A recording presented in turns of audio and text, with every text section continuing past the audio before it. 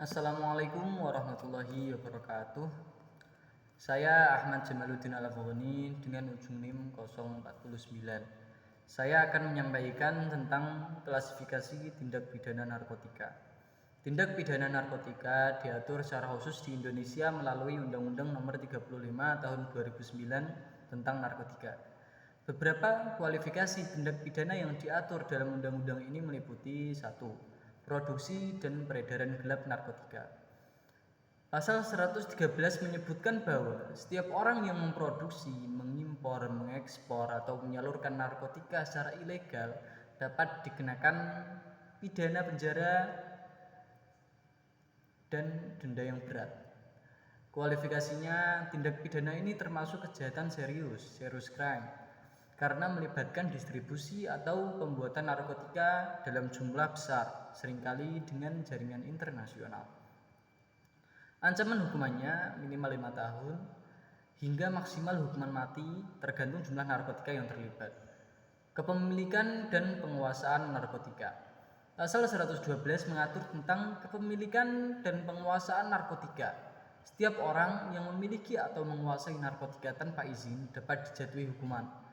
Kualifikasinya, jika narkotika yang dikuasai dalam jumlah besar, ancaman hukuman bisa mencapai seumur hidup atau hukuman mati.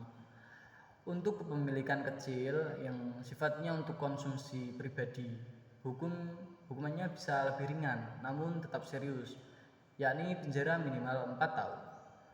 Yang ketiga, penyalahgunaan narkotika. Pasal 127 mengatur tentang penyalahgunaan narkotika oleh individu untuk diri sendiri. Kualifikasinya, untuk pelaku yang menyalahgunakan narkotika golongan 1 bagi dirinya sendiri, ancaman hukuman bisa berupa penjara paling lama 4 tahun. Selain hukuman pidana, pelaku bisa diarahkan untuk menjalani rehabilitasi, terutama jika terbukti sebagai pecandu. Yang keempat, keterlibatan dalam organisasi dan jaringan narkotika. Pasal 132 mengatur tentang upaya pemufakatan jahat, membantu atau bersekongkol untuk melakukan tindak pidana narkotika. Kualifikasinya, ancaman hukuman untuk keterlibatan dalam organisasi atau jaringan perdagangan narkotika bisa sangat berat, sama dengan hukuman untuk pelaku utama, yakni mulai dari penjara seumur hidup hingga hukuman mati. Pemanfaatan anak, ini yang kelima ya, pemanfaatan anak dalam tindak pidana narkotika. Pasal 133 menyebutkan bahwa jika anak-anak dilibatkan dalam tindak pidana narkotika, pelaku bisa dikenakan hukuman yang lebih berat lagi. Lanjut, penegakan hukum dalam kasus narkotika.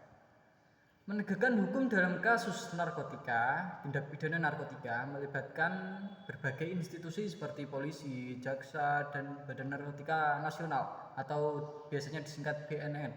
Selain itu, penanganan kasus narkotika juga mengedepankan pendekatan rehabilitasi untuk pengguna narkotika yang terbukti sebagai pecandu atau korban penyalahgunaan narkotika, sementara pengedar dan produsen ditindak tegas dengan hukuman yang lebih berat.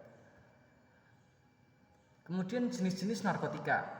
Narkotika dalam Undang-Undang Nomor 35 Tahun 2009 dibagi menjadi 3 golongan. Yang pertama, golongan 1. Narkotika yang sangat berbahaya, tidak digunakan dalam pengobatan. Misalnya heroin, kokain, dan sabu-sabu. Dia sangat berbahaya sehingga tidak digunakan dalam pengobatan apapun. Yang kedua, golongan 2, yakni narkotika yang masih digunakan untuk pengobatan namun berpotensi tinggi menimbulkan ketergantungan. Contohnya seperti morfin dan betidin ya. Yang ketiga, golongan 3, yakni narkotika yang digunakan dalam pengobatan dan memiliki resiko ketergantungan yang lebih rendah, misalnya kodein. Selanjutnya, hukuman maksimal. Dalam Undang-Undang Narkotika, hukuman maksimal berupa hukuman mati atau penjara seumur hidup bagi pelaku yang terbukti terlibat dalam jaringan perdagangan narkotika nasional atau memproduksi narkotika dalam jumlah besar. Juga hukuman seumur hidup atau pidana berat lainnya untuk pengedar dan pengontrol peredaran narkotika. Hukuman selanjutnya adalah rehabilitasi. Untuk pengguna narkotika, Undang-undang juga memberikan opsi rehabilitasi sebagai alternatif dari hukuman pidana, terutama jika pengguna dapat membuktikan bahwa mereka adalah pecandu dan bukan pengedar. Rehabilitasi dilakukan di lembaga khusus dan ada juga ketentuan tentang pengawasan bagi pecandu yang telah selesai menjalani rehabilitasi. Selanjutnya, peranan BNN dan polisi. Badan Narkotika Nasional atau lebih akrab disebut BNN dan Kepolisian Negara Republik Indonesia bertugas dalam pemberantasan penyalahgunaan narkotika. Mereka memiliki wewenang untuk melakukan penyelidikan, penangkapan, hingga pengawasan terhadap peredaran narkotika. Dalam proses hukum, kasus narkotika seringkali melibatkan penyelidikan mendalam terhadap jaringan dan modus operandi yang digunakan oleh para pelaku. Jaringan internasional menjadi fokus utama terutama dalam upaya pengiriman narkotika ke Indonesia atau produksi lokal dengan bahan baku dari luar negeri. Sekian penyampaian dari saya. Kurang lebihnya mohon maaf, semoga bermanfaat.